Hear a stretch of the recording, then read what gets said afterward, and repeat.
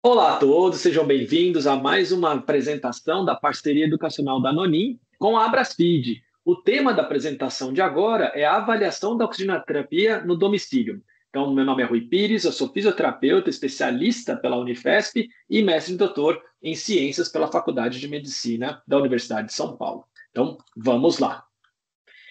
Meu conflito de interesse, eu trabalho hoje na Nonim, que é uma empresa que trabalha com monitorização e oximetria. Então, a indicação de oxigenoterapia no domicílio. Para quem quiser saber um pouco mais, esses dois artigos são os artigos base para todo o nosso racional, ou tudo que a gente sabe, né, são sobre oxigenoterapia no domicílio. Então, são artigos aí da década de 80, mas para quem quiser dar uma olhada, eu recomendo essa revisão, ou melhor, as recomendações da Sociedade Brasileira de Pneumologia, e ela explica de uma maneira muito elegante, muito completa, todos os pontos que devem ser considerados para a indicação de oxigenoterapia no domicílio. A gente resumiu aqui alguns pontos principais, que é a insuficiência respiratória do tipo 1, ou seja, hipoxêmica crônica, aquela que falta oxigênio, né, ou déficit de oxigenação. Pacientes em desmame de oxigênio após internação, com quadro crônico de hipoxemia, por exemplo, os pacientes com DPOC ou doenças intersticiais, os pacientes que apresentam uma PO2 menor que 55 milímetros de Hg ou saturação arterial menor que 88%, na presença ou ausência de hipercapnia, que é o CO2 alto, em repouso, confirmada 2 vezes ao longo de um período de 3 semanas. E uma PO2 entre 55 a 60 milímetros de Hg, ou saturação igual a 88, mas com evidência de hipertensão pulmonar ou policitemia, o hematócrito aqui maior que 55%.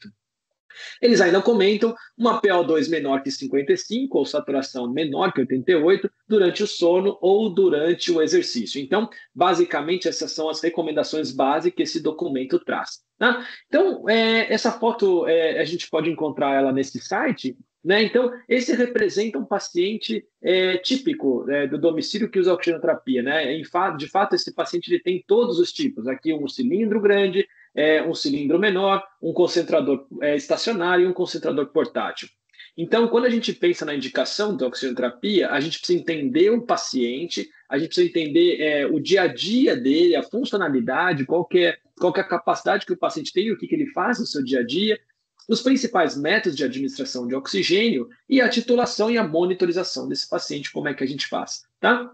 Então, primeiro a gente vai falar rapidamente dos mecanismos de oferecimento de oxigênio. Então, cilindros, como método de administração, seria o primeiro que a gente vai comentar aqui. Eles não necessitam de eletricidade para funcionar, então esse é um ponto super positivo. Tem de vários tamanhos, uma entrega contínua de oxigênio, oxigênio puro. Tá? Então, aqui tem representado na figura os tamanhos dos cilindros, para vocês terem uma ideia. Pontos negativos ou pontos negativos, né, do cilindro precisam de recarga, maior risco de acidente, claro, né, o oxigênio que está dentro de um cilindro, caros quando em uso contínuo. Então, apesar do cilindro ele ter essas vantagens, né, já é comum, não é comum no domicílio a gente ter no paciente tendo uso e que está em uso de oxigenoterapia contínua, ele fazer isso através unicamente dos cilindros. E é por isso que tem os concentradores de oxigênio. Então, eles são os mais utilizados, eles são mais fáceis de manusear, tem modelos de 5 a 10 litros por minuto, o custo é mais baixo quando comparado ao cilindro, o fluxo é contínuo e a performance é relativamente a mesma, né? Então, o oxigênio do concentrador é o mesmo oxigênio do cilindro, tá? O nível de ruído, então, um ponto negativo para os cilindros, eles realmente são bem ruidosos, são mais pesados quando comparados aos portáteis, aos concentradores portáteis, né? Então, eles pesam aí, às vezes, até 25 quilos, é bastante coisa. Precisa de energia, então está sujeito a falhas, principalmente quando você tem quebras aí no fornecimento, né, ou interrupções, melhor dizendo, no fornecimento de energia elétrica, ou em algumas cidades ou regiões onde você tem ainda dificuldade do auxílio à energia. Né? E precisa de manutenção, né, como troca dos filtros e higienização dos componentes e a própria troca do filtro de zeólita. Os concentradores portáteis eles vão ser mais leves, permitem mais mobilidade, né? Então eles têm até 8 quilos, mas tem os modelos de 3 quilos. Vão possuir bateria né? Fluxo contínuo, independente do peso, né, de 3 a mesmo de 8 quilos, eles vão ter baterias de maior ou menor autonomia, né? Então está aqui embaixo, né? Alguns vão ter até 5 horas de autonomia. Eles têm modelos de fluxo contínuo e fluxo pulsado. O mais comum dos portáteis é apresentar fluxo pulsado apenas, mas alguns deles têm as duas funções, contínuo e pulsado, e são mais leves comparados aos estacionários que a gente acabou de ver, que tem mais de 20 quilos. Tem um maior nível de ruído também, em comparação aos cilindros. A autonomia da bateria vai variar, como já comentamos, e a gente vai ter aqui também uma manutenção que ela é necessária. Aliás, já é um ponto importante que a gente está falando do concentrador. O filtro, existe o filtro de zeólita, que é a célula, vamos dizer assim, que vai produzir o oxigênio, né, que vai pegar e vai dissociar o oxigênio do ar ambiente, do nitrogênio, e vai te dar o oxigênio puro, né, vamos dizer assim. Isso precisa ser trocado de tempo em tempo, normalmente a cada ano. E os filtros, existe o filtro de proteção, que é o filtro de barreira, né? Então, veja que o concentrador ele puxa o ar como o próprio ventilador mecânico, ele puxa o ar do ambiente. E o nosso ambiente está aí poluído, tem sujeira, etc., ainda que a gente não veja. Então é importante esses filtros barreiras que vão garantir que só está entrando ar para o concentrador. Então, essas trocas de filtros aqui têm que ser realizadas com relativa frequência, tá? Bom, um ponto importante tudo igual, né? O oxigênio que ele vem do cilindro para o concentrador estacionário, para o concentrador pulsado, é sempre o mesmo? Não, não é. Então a gente vai falar nos próximos slides um pouco sobre isso, mas principalmente o portátil, normalmente ele tem um fluxo pulsado. O que isso indica? O fluxo pulsado quer dizer que o oxigênio ele só vai ser disponibilizado em uma parte da inspiração. Veja que aqui está escrito como respiração inicial, né? Esse aqui, o volume que você tem é muito pouco. Então, um fluxo contínuo, na verdade, o que ele está fazendo é só desperdiçar oxigênio, seja do estacionário com a célula, né, com o filtro de zeólita, e seja com o próprio cilindro, né? O cilindro você não consegue ter ele pulsado. Então, tudo que eu estou, por exemplo, expirando, tendo de oxigênio no momento que eu estou expirando, eu praticamente estou jogando oxigênio fora. Então, é muito interessante você ter aqui, né, o fluxo pulsado. Agora, o que acontece é que cada marca tem um sistema de pulso e tem um tempo de pulso. Então, se você vai regular a sua oxigenoterapia do paciente, toma muito cuidado. Às vezes não, o 1 ou o 2 que está no sistema pulsado não indica 2 litros.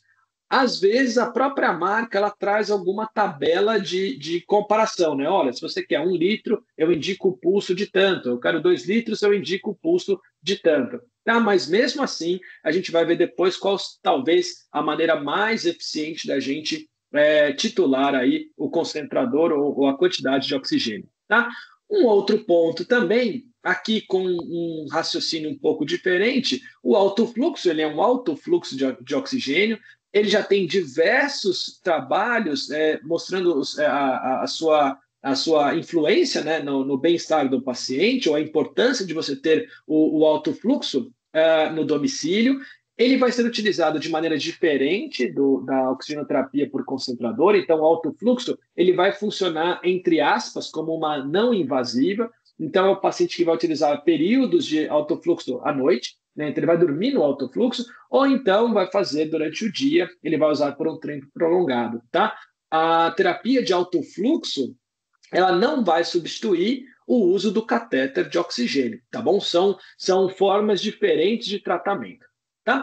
Bom, então como é que a gente vai fazer para titular e monitorizar esses pacientes? Tá? Então, a primeira coisa, como já o próprio guideline da Sociedade Brasileira de Pneumo já comentou, a gente precisa ver como é que é o paciente funcionalmente, né? Como esse paciente está no dia a dia em sua casa. Então, o oxigênio que ele sai da alta hospitalar nem sempre vai ser a mesma quantidade que ele vai utilizar no dia a dia. Aliás, é até importante que o paciente seja retitulado de 3 em 3 meses, para você poder avaliar se o paciente ainda precisa daquele oxigênio, se a sua demanda aumentou ou diminuiu. Normalmente, o que a gente espera é que depois de um período de internação, com 3 a 4 semanas, o paciente ele sendo retitulado, normalmente ele vai precisar de menos oxigênio do que ele precisava no hospital.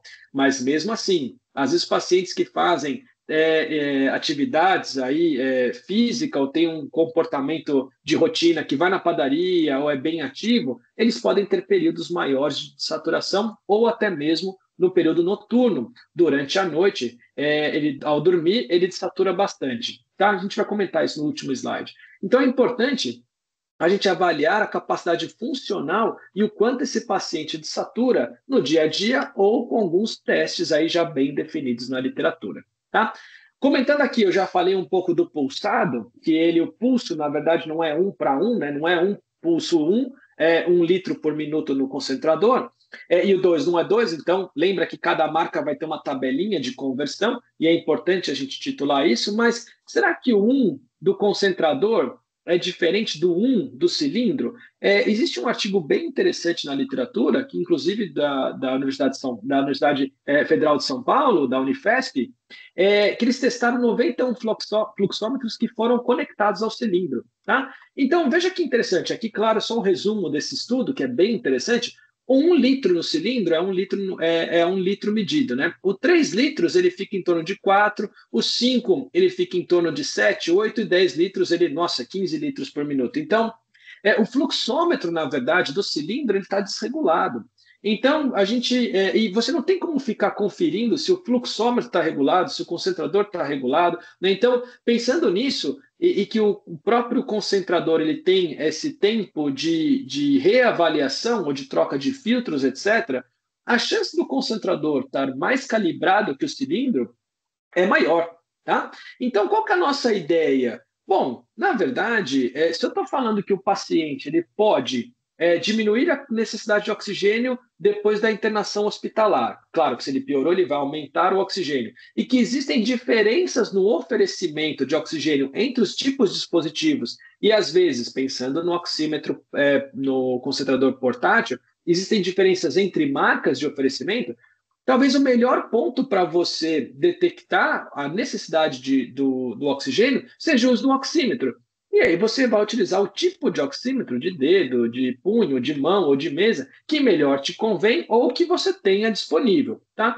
Mas será que qualquer oxímetro serve, né? Então aqui está uma página do Google Shopping, né, e da Amazon, onde você tem aí diversos tipos de oxímetro. De maneira muito resumida, será que todos os oxímetros são iguais? Né? Bom, esse estudo agora, recente, de abril de 2024, ele comparou 11 oxímetros, na verdade 12, né, oxímetros, em diferentes níveis de hipoxemia simulada, que são pacientes saudáveis, não são pacientes, são voluntários saudáveis, melhor dizendo, não são indivíduos enfermos, né, ou doentes, com diferentes tonalidades de pele. Então, pacientes de pele escura, pacientes de pele parda ou marrom e pacientes de pele clara. Os resultados aqui eles têm sempre que ficar abaixo de 3, tá?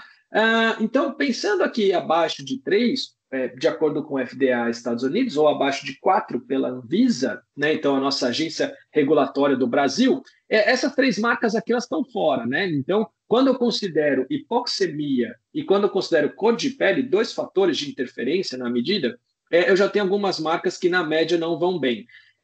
Pensando nos Estados Unidos agora, no FDA, essas outras 2 marcas também não são compatíveis e sobram 7.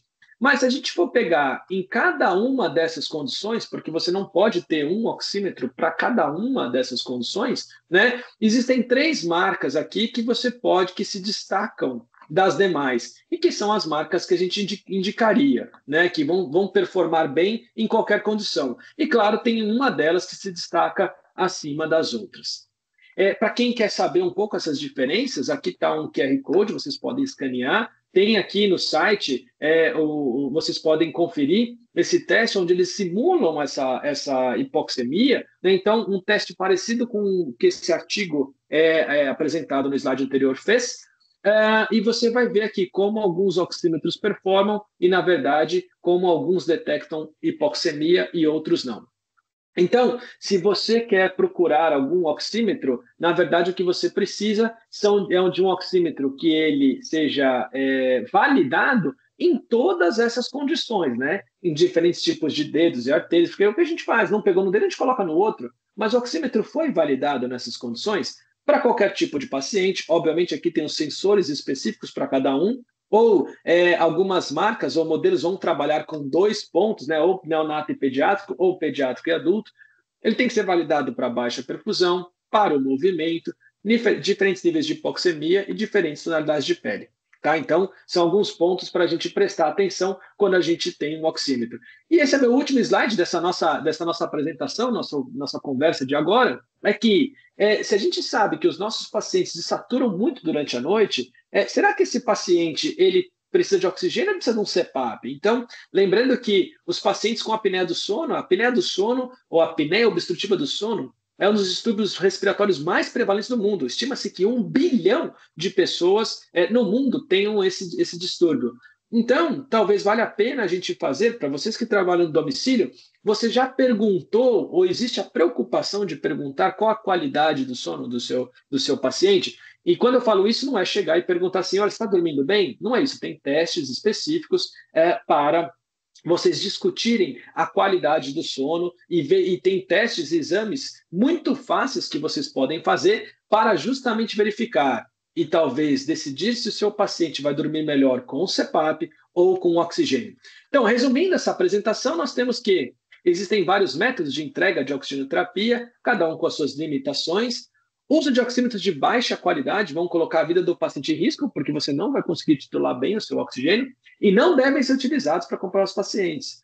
A avaliação do sono deve ser presente nos pacientes domiciliares para que possamos identificar e tratar adequadamente o motivo da dessatração. Tá? Obrigado aí, então, meus contatos, quem quiser entrar em contato comigo, minhas informações estão nesse slide, mas também, se quiser, entre em contato com a Brasfeed e veja que ponto dessa apresentação você gostaria de saber mais e a gente prepara o material para vocês. Super obrigado.